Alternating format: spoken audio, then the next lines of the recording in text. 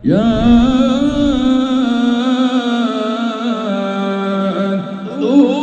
رسلهم بالبينات وبالزور وبالكتاب المنير.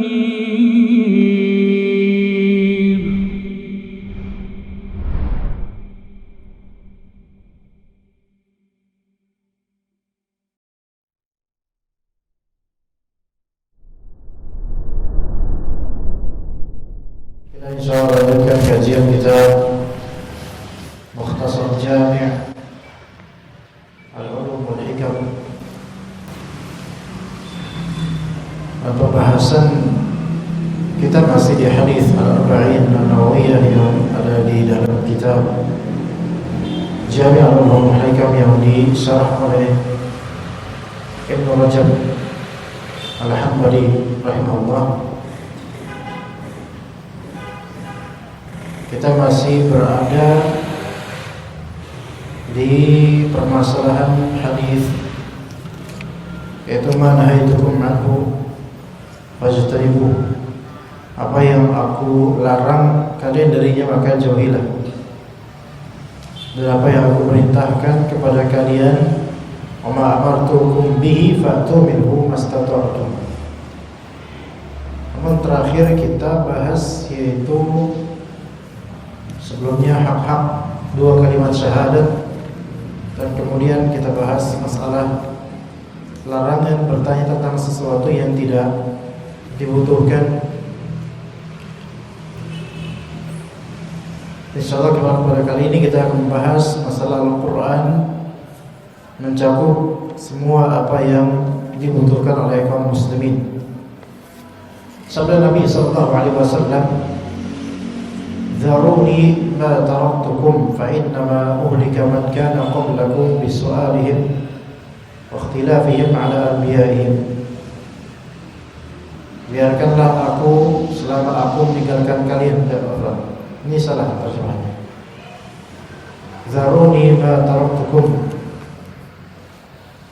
Ya, biarkanlah aku selama aku meninggalkan kalian, yaitu maksudnya di sini adalah biarkan aku dengan apa yang aku tinggalkan untuk kalian dari sunnah dan ajaran yang hak ini.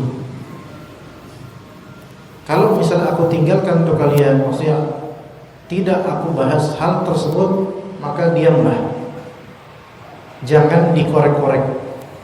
Itu. Fa innama uhlika man kana qablakum bisu'alihim wa ikhtilafihim ala anbiya'ihim. Karena sesungguhnya orang-orang sebelum kalian itu dibinasakan karena pertanyaan kathratul masail, karena banyak nanya tidak pada tempatnya atau bukan karena hajatnya. Wa ikhtilafihim ala anbiya'ihim, dan berikhtilaf, penyelisihan mereka kepada para nabi. Ini menunjukkan makruh dan tercelanya banyak pertanyaan. Kathratus soal ada dua macam. Banyak nanya ada dua macam. Yang pertama, banyak bertanya karena mencari faedah, dan konten pertanyaannya memang dibutuhkan, jawabannya memang dibutuhkan. Maka ini tidak masalah. Bahkan Abdul bin Abbas dipuji dengan sebutan lisanun sa'ul, lidah yang banyak bertanya. Ini boleh. Banyak bertanya karena ingin meraup faedah lebih dan memang dia butuh akannya, maka ini tidak masalah. Yang kedua, kathratus soal yang madmumah, yang buruk, yaitu banyak bertanya karena atau banyak bertanya dan konten pertanyaannya sebenarnya tidak begitu penting.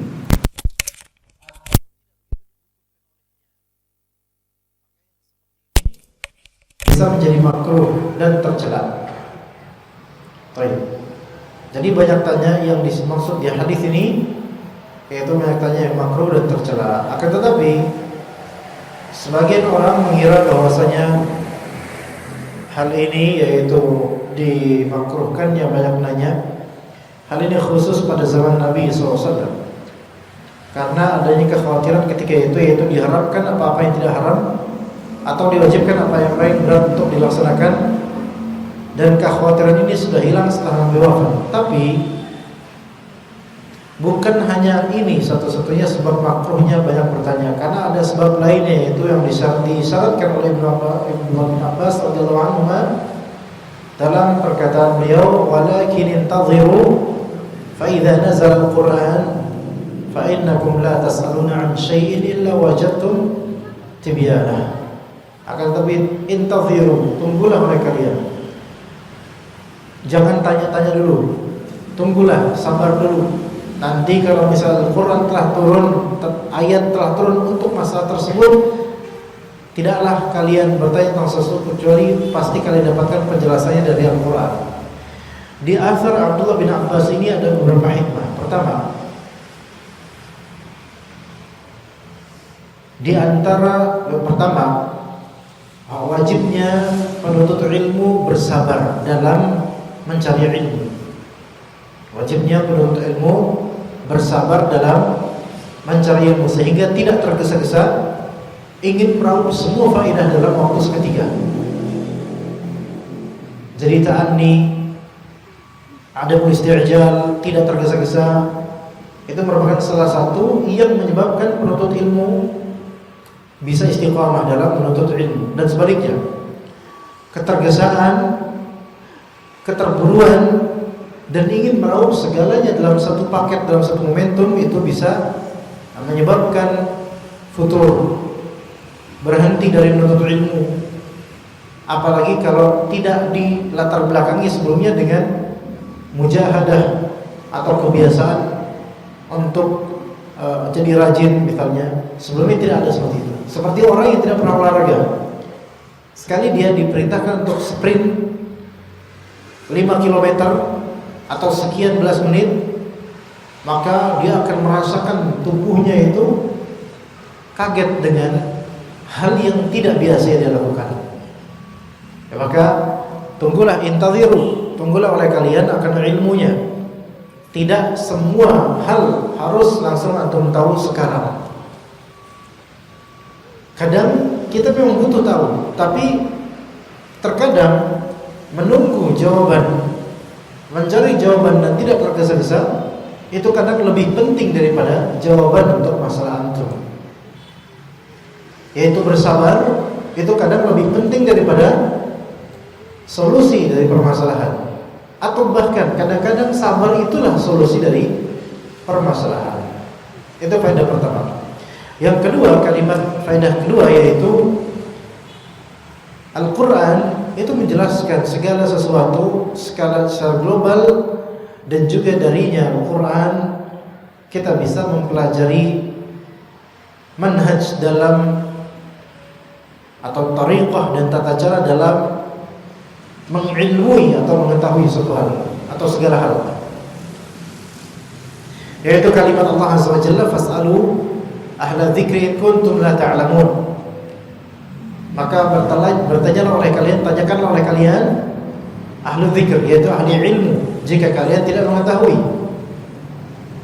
Ini merupakan salah satu poin manhaj dalam menuntut ilmu, yaitu soal, bertanya kepada pakarnya. Kalau nggak tahu, bertanya. Dan itu dijelaskan dalam Al-Quran manhaj seperti ini dalam menuntut ilmu. Kalau di kita malu bertanya, sesat di jalan, bahasa kita. Malu bertanya, sesat di jalan. Dan orang yang malu bertanya, malu di sini ada dua kemungkinan. Malu karena rendah diri dan itu tidak baik untuk ilmu, atau malu karena sok atau gengsi, dan itu juga tidak benar untuk ilmu. Karena dikatakan oleh sebagian dari ulama, mimani la yata'allaman. Ada dua mim yang tidak belajar. Yang pertama mustahin, yang kedua mustakbir. Yang pertama mustahin, yaitu orang yang pemalu. malu karena rendah diri dalam menuntut ilmu. Memang kita harus merasa diri kita jahil. Tapi ketika antum butuh jawaban, tanya. Jangan kemudian merendah dan saking malunya merendah diri dan menganggap saya mah apa kok saya nanya ke Ustaz fulan, saya mah hanya rumah rengginang misalnya. Enggak. Yang kedua mustakbir, malu karena sombong. Ngapain saya deketin Ustaz? Ngapain saya nanya ke beliau? Toh saya juga nanti Ustaz tahu. Emang beliau doang yang tahu. Nah ini, padahal nggak tahu dia dan nggak bakal tahu kalau nggak nanya. Makanya jahil, sombong, jahil dan sombong buruk sekali. Ya maka Al-Quran itu menjelaskan manhaj dalam menuntut ilmu, di antaranya adalah bertanyalah, fas'alu ahla dzikri in kuntum la ta'lamun. Baik, kemudian maknanya adalah bahwa apa saja yang dibutuhkan oleh kaum muslimin dalam agama mereka pasti dijelaskan oleh Allah dalam kitab sucinya yang mulia, dan pasti pula disampaikan oleh Rasulnya darinya. Dari apa yang dibutuhkan kaum muslimin dalam agama mereka dibutuhkan oleh kaum muslimin, itu pasti dijelaskan oleh Allah dan Rasulnya, baik di Al-Quran ataupun di hadis Nabi SAW. Baik, kebutuhan kaum muslimin sekarang apa? Memiliki penguasa yang adil dibutuhkan dimanapun. Bukan kaum muslimin saja yang butuh, orang kafir pun butuh pemimpin yang adil. Yang itu mungkin tidak terwujud, mungkin di Indonesia misalnya belum bisa di sebagian sektor adil, tapi di sebagiannya zalim misalnya. Kita butuh dengan keadilan di segala sektor, ya kita. Tapi lihat, kita menuntut kesempurnaan di penguasa, namun kita lihat sekitar kita pun jauh dari sempurna. Kita membutuhkan masyarakat yang beragama, masyarakat yang memperhatikan sholat. Kita butuh itu. Banyak kebutuhan kita, bukan hanya sandang pangan papan, tapi kebutuhan keimanan dan religiusitas. Semua itu dijelaskan oleh Allah dan Rasulnya, bagaimana caranya kita mendapatkan apa yang kita butuhkan itu. Ya. Sebagian dari orang mengatakan kita butuh pemimpin yang adil dan seterusnya dari kesempurnaan, dan memang kita butuh itu. Tapi kemudian trek yang dilalui adalah dengan cara apa? Demonstrasi, mencaci maki penguasa, menghinakan mereka dan mengubah nama mereka dengan sebutan-sebutan dan laqab atau gelar yang buruk, mengunderestimate mereka, baik membuat tulisan maupun bicara dengan teman-teman ataupun disebarluaskan di grup-grup WhatsApp akan aib dan kesalahan penguasa atau kezaliman penguasa. Semua sudah tahu siapa penguasa zalim, siapa yang tidak. Tapi semua tahu. Apakah trek seperti ini yang diinginkan oleh Allah dan Rasulnya dalam menghadapi penguasa yang zalim? Tidak. Melainkan justru bertentangan. Kalau kita katakan seperti ini, maka kita akan dicap Murji'ah, dicap mudahanah, Murji'ah. Namanya cap-cap seperti itu untuk sekarang, untuk orang yang berusaha mengamalkan beberapa hadis Nabi SAW dalam berta'amul dan bersikap terhadap penguasa yang zalim. Kemudian dicap juga mudahin, mudahanah atau mudahanah itu adalah sikap meninggalkan amar ma'ruf nahi munkar kepada orang yang ahli maksiat atau zalim atau orang kafir disebabkan adanya keinginan duniawi. Itu mudahanah.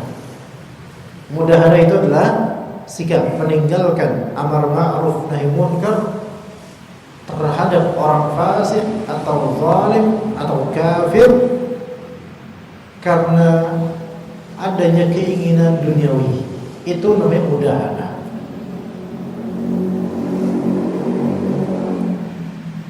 Jadi kalau misalnya kita tidak mengangkat suara tidak ikutan turun ke jalan, dan menasihati orang-orang agar menjaga martabat penguasa muslim dan mendoakan mereka hidayah dan kebaikan, kita langsung disebut apa? Mudahin. Antum itu mudahin. Ketahuilah, yang menyebut kita mudahanah atau mudahin itu sendiri tidak belum tentu paham arti mudahanah itu sendiri. Sebagaimana orang-orang ini tidak paham bagaimana cara menghadapi atau menyikapi kezaliman sebagian penguasa. Ketidakpahaman. Dan di antara kesalahan-kesalahan banyak dari kaum muslimin, dari awam dan alimnya, dan termasuk kita mungkin, meyakini terlebih dahulu akan kebenaran sesuatu sebelum mencari bukti dan dalilnya. Yakini dulu ini sikap yang benar. Dalilnya mana? Nanti. Akhirnya ini yang benar. Benar nih yang kayak gini. Tapi kita nggak tahu proofnya apa, dalilnya apa, faedahnya apa. Ya. Maka akhirnya kemudian dicap mudahin, yang suka basa-basi, bermuka minyak, penjilat dan semisalnya disebutnya. Yang seolah-olah kita mengajarkan kaum muslimin ketika terjadi fitnah agar mereka tetap tenang dan kembali kepada Allah dan kepada sunnah Rasulnya, itu kemudian apa? Dicap sebagai bermuka minyak, murjiah, penjilat, dan seterusnya. Yang mana tudingan-tudingan seperti itu akan menjadi tabungan untuk akhirat. Kita semua butuh ketentraman, butuh keadilan dan seterusnya. Tetapi cara untuk menggapai kebutuhan tersebut ada di Al-Quran, ada di hadis Nabi. Nah, orang-orang yang beraksi terlebih dahulu sebelum belajar, tanyakan pada mereka apa dalilnya kalian melakukan ini. Jangan ngerti. Kita hanya mengikuti. Kita hanya ikutan dengan semangat dan hamasah, kecemburuan beragamanya kaum muslimin. Ya akhi, betapa banyaknya manusia cemburu tanpa ilmu, sehingga dia berdosa, bahkan bisa jadi kufur kadang-kadang.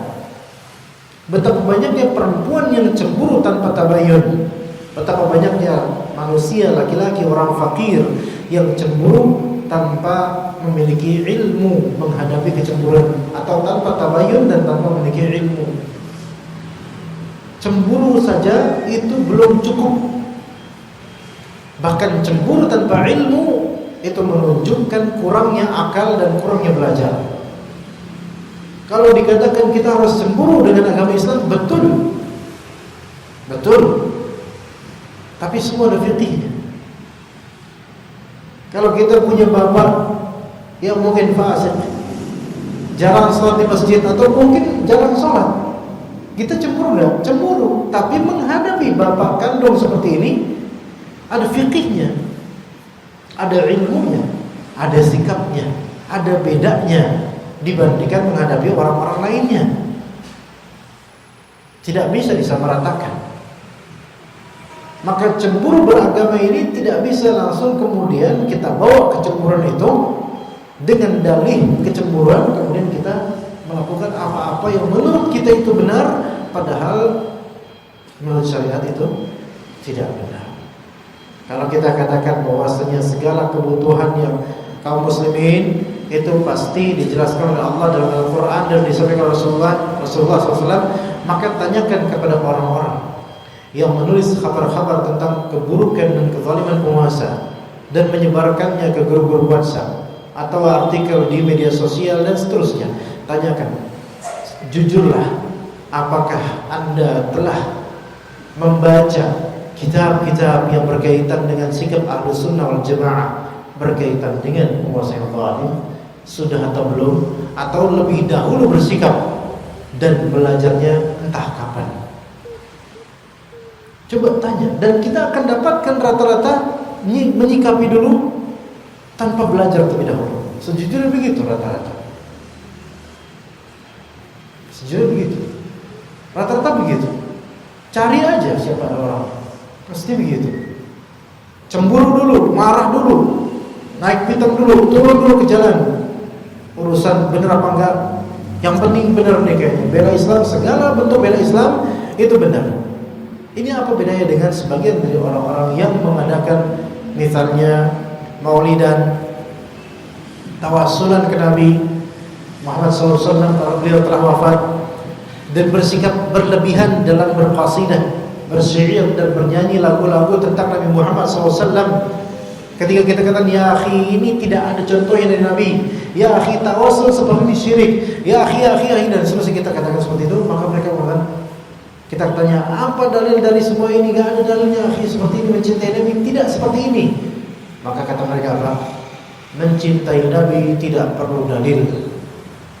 Artinya cukup kita cemburu dan semangat mencintai Nabi, apapun yang kita lakukan itu seolah-olah benar semua, udah kelas. Hatta maulidan sampai jam 12 malam dengan tawa dan juga suara yang menggelegar. Benar dia itu? Bagi mereka benar.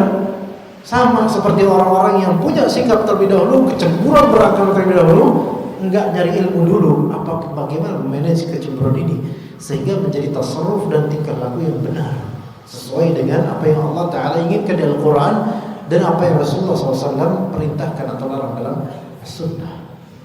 Ini diantara contohnya. Maka karena itu tidak ada keperluan setelah itu bagi seseorang untuk bertanya, karena Allah lebih mengetahui tentang maslahat hamba-hambanya daripada diri mereka sendiri. Maka apa saja yang di dalamnya ada hidayah dan manfaat bagi mereka, maka Allah pastilah menjelaskannya tanpa harus ditanyakan. Sebagaimana Allah berfirman, yubayyinullahu lakum an tadhillu. Allah menerangkan hukum ini kepada kalian agar kalian tidak sesat, Dan ketika itu tidak ada lagi kebutuhan untuk bertanya tentang sesuatu apapun, terlebih lagi sebelum terjadinya dan sebelum ia dibutuhkan. Yang menjadi kebutuhan yang penting adalah memahami apa yang Allah dan Rasulnya kabarkan, kemudian mengikuti dan mengamalkannya. Itu yang menjadi kebutuhan pokok setiap muslim adalah tafaqquh fid din, memahami agama, memahami ilmu syar'i. Memahami ilmu syar'i. Justru kebanyakan dari chaos dan keributan rata-rata itu diawali dari apa? Menyikapi sesuatu tidak dengan dasar ilmu, hanya dengan faktor emosi, ketidakterimaan, kecemburuan, atau sebatas ikut-ikutan. Jadi nggak bisa seperti itu. Apalagi kalau ini berkaitan dengan kenegaraan, berkaitan dengan kaum muslimin. Fas'alu ahla dzikri in kuntum la ta'lamun. Kalau belum tahu bagaimana harus bersikap, tanya kepada orang yang punya ilmunya. Nabi SAW memberikan isyarat dalam hadis ini bahwa menyibukkan diri dengan melaksanakan perintahnya dan menjauhi larangannya itu akan mencukupkan dari banyak bertanya. Menyibukkan beramal itu mencukupkan antum dari banyak nanya. Maksudnya banyak nanya hal yang tidak pernah, banyak kepo. Bahasa sekarang banyak kepo.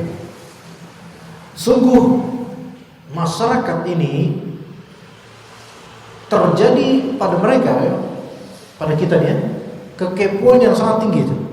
Apa yang tahu? Fudul namanya. Tahu fudul? Fudul itu lawan dari dari kata fa, dha dan lam. Fa, dha dan lam. Kalau fadl, keutamaan, fadilah, fadl itu bagus. Tapi kalau udah sampai fudul itu melampaui batas. Fudul itu bisa dimaknai kadang-kadang yaitu berlebih dari kadar yang semestinya. Di antara bentuk fudul yaitu pengen tahu untuk hal-hal yang sebenarnya tidak penting bagi dia. Ketahuilah orang yang fuduli itu adalah orang yang gabut, yang amalnya sedikit. Anda yakin? Orang yang kepoan itu amalnya sedikit, benar? Kepoan yang dimaksud itu pengen tahu hal-hal yang sebenarnya nggak bermanfaat buat dia. Gosip artis, antum tidak akan mendapatkan Orang yang rajin beramal, dia rajin pula nyari gosip artis. Enggak bakalan tentu gue. Insya Allah enggak, setahu anak enggak bakal ya. Enggak tahu kalau ketemu orang kayak gitu aja itu. Langka makhluk itu. Ya. Antum menemukan orang yang fudul sekali tentang harga-harga handphone. Padahal dia penjual handphone tidak, bisnis handphone tidak, investasi handphone tidak. Ini enggak ada tapi dia fudul, pengen tahu aja tentang semua tentang handphone. Beli pun secukupnya aja, dia enggak cuma beli satu, enggak punya duit banyak, tapi fudul, pengen tahu semua merek handphone dan harga dan update dan segala spek dari handphone tersebut. Fudul. Kita katakan antum ini kayaknya kurang kerjaan, kan gitu. Enggak ada kerjaan itu. Segala bentuk melampaui batas dari kadar normalnya maka itu fudul atau tughyan, mujawazatul hadd atau ghulu. Dan semua yang seperti ini mesti di antara sebabnya adalah kurang beramal, enggak sibuk dengan amalan. Orang kalau udah sibuk dengan amalan yang ada sunnahnya, itu dia akan terhindar di antaranya dari apa? Dari sikap fudul. Sekarang ada namanya, misal ada namanya bai' fuduli. Ada istilah namanya bai' fuduli. Jual beli fuduli. Ya. Jual belinya orang yang sifatnya fuduli. Kayak gimana itu? Jadi gini, ada orang dia ngejual barang orang lain tidak izin, tidak mendapatkan ijazah atau diperbolehkan oleh pemilik barang. Tapi dia ngejualin aja. Ini namanya bai' fuduli. Dalam mazhab Syafi'i ini tidak sah mutlak. Saya ulang lagi. Dan ini banyak sekali. Ngejualin barang orang. Ya, contoh gimana? Sekarang ada orang nggak punya kerjaan atau nggak punya bisnis tambahan atau gimana? Dia buka Instagram, bagus nih. IG-nya toko ini, online shop ini bagus nih. Jualin barang dia. Enggak ngomong, enggak izin, enggak tabayun dulu ready apa enggak stoknya. Tiba-tiba dia posting juga dengan gambar yang sama. Niatannya pengen ngejualin supaya dapat untung. Maka kemudian tiba-tiba ada yang nanya ke dia, "Akhi, ini yang tadi antum posting berapa harganya?" "Oh, harganya aslinya harganya kalau dari toko aslinya 100.000, dia di markup jadi 120.000. Ini 120.000 akhi. Mau beli antum?" "Iya akhi, mau beli." Ya. Maka akhirnya kemudian orang yang beli itu kan transfer ke antum. Transfer ke antum, anggap antum ya, terus ke antum. 120.000 per ongkir mungkin 130.000.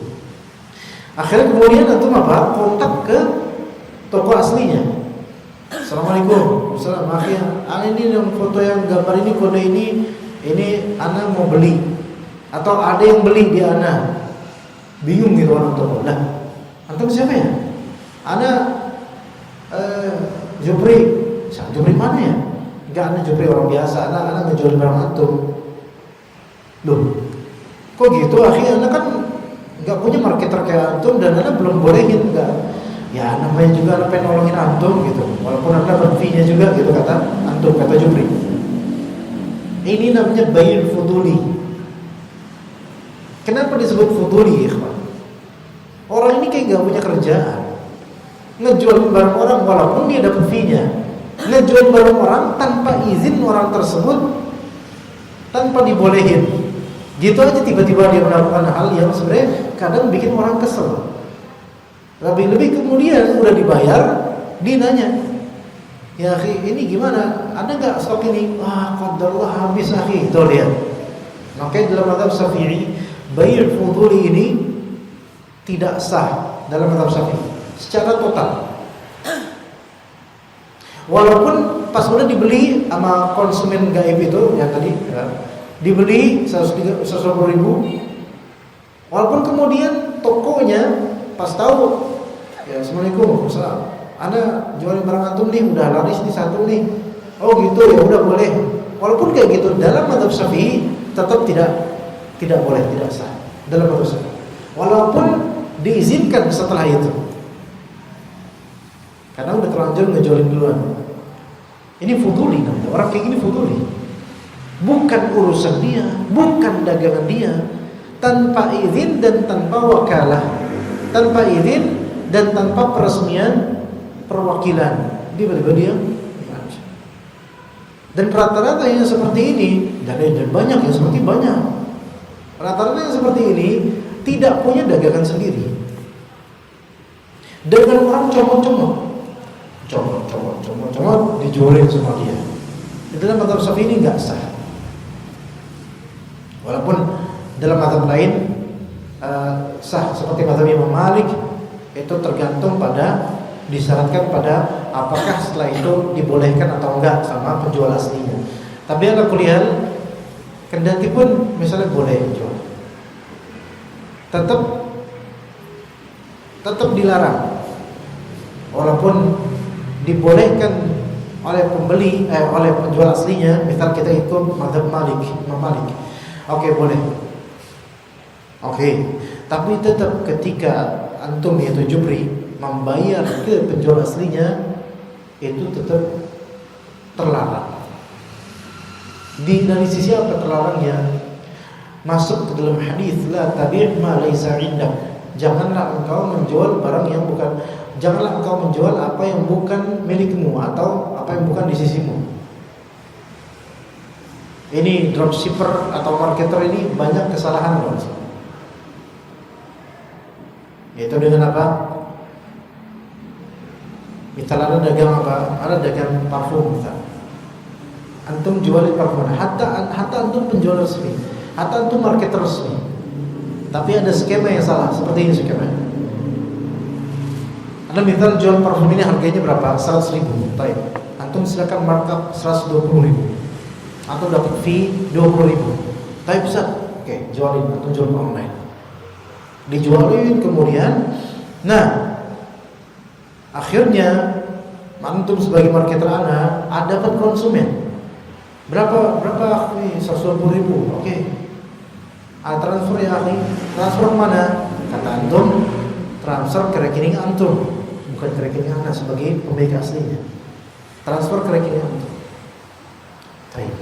Ana sebagai ownernya, ana bilang kalau antum dapat konsumen, ya, untuk ini 120.000, konsumen transfer ke antum, ana nggak bakal ngirim ini ke rumah konsumen kecuali antum transfer ke ana berapa? 100.000. Paham nggak coba? Jadi antum transfer dulu ke ana, baru ana kirim. Ini rata-rata dropshipping atau marketing sekarang rata-rata gitu. Ownernya bilang ana nggak bakal kirim ini kecuali antum transfer dulu ke ana. Kan konsumen transfer ke antum, antum potong tuh harga fee antum, harga modal dari ana balikin, transfer ke ana baru mau akan apa? Akan kirim. Ketahuilah ini dilarang, tidak benar, dan ini merupakan bentuk menjual apa yang bukan miliknya. Kok bisa begitu? Iya, karena ketika ana sebagai owner bilang ana baru akan mengirim kecuali kalau antum transfer dulu ke ana. Kan ini kan dalam supaya apa? Supaya ana percaya sama antum. Kalau ana kirim dulu, antum nggak transfer, ana kan dapat risiko, gitu kan ya. Nah, dengan antum transfer dulu ke ana, ya, terus baru ana kirim, ini barang kan dijual dari tadi oleh dia. Dan kemudian dia sama dengan antum, ya, antum beli ke ana, sebenarnya beli barang ini. Paham nggak coba? Di baik di rumah ya. Hal kayak gini ini banyak sekarang. Padahal itu nggak boleh. Dari hal yang seperti ini masuk ke dalam hal yang terlarang aja, para pedagang itu wajib mengetahui hal kayak gini. Mekanisme yang salah dalam dropshipping.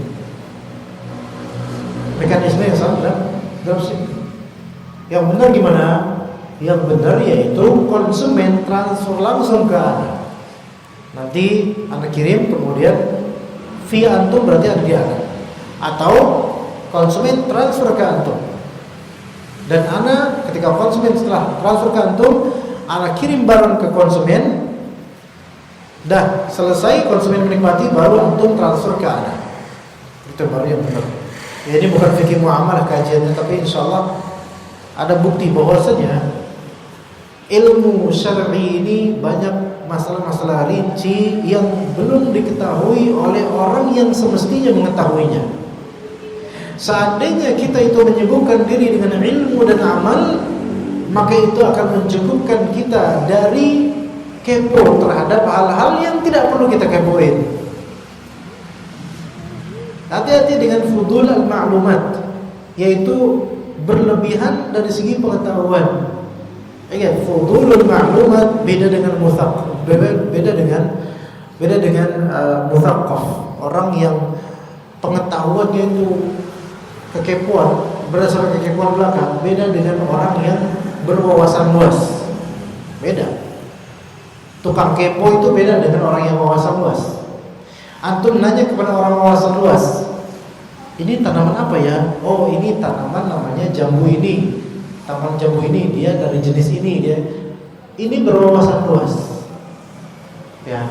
Tapi kalau misalnya ilmunya fuduli, itu beda. Ini tanaman apa ya? Oh, ini tanaman jambu dan ini warna daunnya hijau.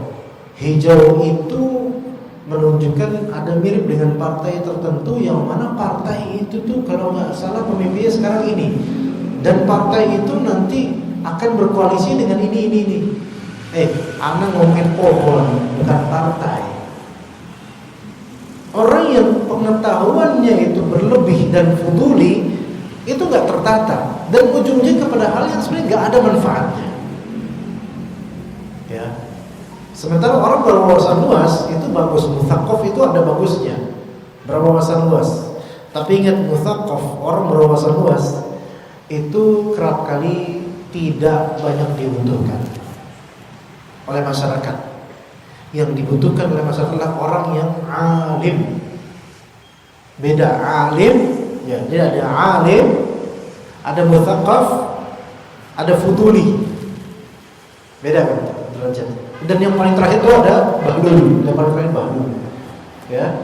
Jadi ada alim, orang berilmu, muthaqaf, berwawasan luas, fuduli, orang yang pengetahuannya berdasarkan kepo dan gak bermanfaat, dan yang terakhir orang bahlul, ya, gak ngerti apa-apa. Ya. Dia cuma taunya suara lato-lato doang, gak tahu apa-apa selain itu, kelas. Orang alim itu orang yang punya ilmu, memang mungkin tidak begitu luas, tapi dia faham gitu, dan berguna ilmunya. Muthaqaf itu orang yang berwawasan luas, tapi dia tidak dalam ilmunya, sehingga ketika ditanya suatu permasalahan rinci, dia hanya tahu global, wawasannya mungkin luas, nyambung ke hal-hal yang sebenarnya tidak nyambung dengan hal yang ditanyakan. Ini muthaqaf, yang punya wawasan luas, masya Allah. Wawasan saja tidak cukup. Wawasan saya tidak cukup. Adapun ilmu memerlukan dalil, qaidah, dan pencabangan-pencabangan yang benar, dan pengajaran dari orang yang tepat. Wawasan antum bisa di mana aja sekarang ambil. Antum buka Wikipedia, baca itu tiap hari. Berwawasan luas. Antum tahu ibu kota Swedia, antum tahu beberapa kota di Jerman, antum tahu banyak hal itu. Ini thaqafah, pengetahuan. Ada manfaatnya? Kadang ada. Tapi apakah orang akan mengambil manfaat tersebut? Hampir susah, karena orang pun bisa mendapatkannya sendiri. Adapun yang fuduli, nah ini pengetahuan karena berdasarkan kekepoan untuk hal-hal yang sebenarnya tidak dia manfaat, tidak dia butuhkan. Ini orang tafih. Tafih itu la yanfa', tidak bermanfaat. Pengetahuan luasnya itu hanya untuk hal-hal yang remeh. Mengetahui nama-nama game di web, mengetahui nama-nama tokoh Naruto, ini fuduli. Ada beberapa, ada ustaz yang ketika ceramah beberapa hal itu dikiaskan dengan nama-nama tokoh Naruto. Anda dengar aja pusing, ini orang ngomong apa? Anda tahu Naruto doang, sisanya itu. ya, Naruto, Wakanda, tahu ini gitu doang. Ya, sisanya nggak tahu apa-apa. Yang terakhir orang nggak ngerti apa-apa, dia cuma ngerti suara ratu-ratu aja. Ya. Jadi begitu ya Pak. Ya, 4 orang itu mau jadi yang mana kita? Jadilah yang berilmu, yang punya ilmu dengan dalilnya dan kaidahnya. Jangan cuma punya wawasan luas saja. Baik, karena Isya kali ini lebih malam, ya, jadi kita cukup sampai sini. Insyaallah pekan depan kita berjumpa lagi. Kecuali kalau memang misal ada hujan lebat, maka itu tanda-tandanya kemungkinan tidak ada kajian karena memang akan sulit ini ya medan perjalanannya. Ya, kita coba sampai sini. Jazakumullahu khairan jazaa. Wassallallahu ala Muhammad wa ala alihi wa sahbihi ajma'in. Subhanakallahumma wa bihamdika asyhadu an la ilaha illa anta astaghfiruka wa atubu ilaik. Assalamualaikum warahmatullahi wabarakatuh.